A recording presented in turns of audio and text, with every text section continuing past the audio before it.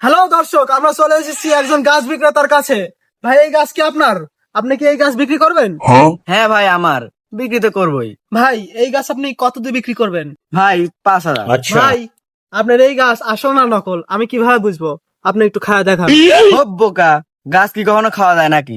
দর্শক, যেহেতু এই গাছ খেতে পারবে না, তাহলে অবশ্যই এই গাছের মধ্যে ভেজাল আছে। কাকা, আপনি কি বলেন? হ্যাঁ, কথা সত্য। যেহেতু গাছ খেতে পারবে না, সেহেতু গাছের মধ্যে ভেজাল আছে।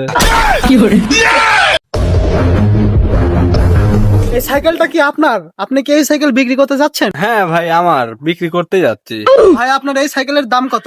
2,000 টাকা। ভাই, আপনার এই সাইকেল আসল না নকল আমি কিভাবে বুঝবো? আপনি একটু সাইকেলটা খেয়ে দেখান। তবে রে, সাইকেল খাওয়া যায় নাকি দাঁড়া? আপনারা কোনো কিছু কেনার আগে অবশ্যই খেয়ে